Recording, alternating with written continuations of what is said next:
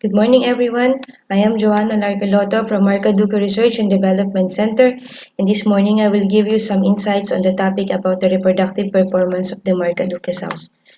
One of the fastest growing enterprise in the local swine sector is the production of native pigs. Raising native pigs in addition to planting of field crops is a major source of livelihood, especially in the rural communities. Native pigs are known for their ability to adapt to local environment conditions, resistance to disease, and for its meat quality. The unique characteristic of native animals lead to the limited capability and capacity of small-scale farmers in terms of cash, capital, technical knowledge, and access to technical services. Furthermore, native pig production provides source of additional income for home consumption or for socio-cultural purposes. The selection and evaluation of breeds and purebred lines to be used as the parental stock is an important step for the success of any animal in a breeding program. The improved breed of Markaduke was attained through the selection of breeders based on their phenotypic characterization, which includes body measurements, number of teeth, and color patterns. The associative mating also ran through to maintain similar genotype and phenotype of Markaduke pigs.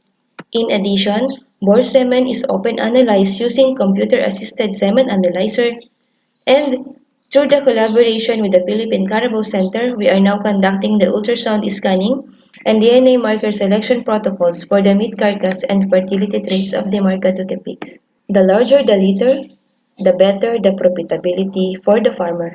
However, the increased litter size is associated with a negative aspect such as high energy demand for milk production, prolonged farrowing duration, and pre-wean mortality. Reproductive traits of pigs have low heritability of approximately 0.10% and influenced by the various factors including breed, parity, and environment. Native pigs are small but resistant and productive, with good mothering ability and can raise a large litter on a very little feed. This figure showed the brief summary on the litter performance of the Markaduke, in which litter size is lower from the first and second parity. Generally, several studies have shown that first parity and second parity sows after weaning take longer to return to estrus than third parity sows.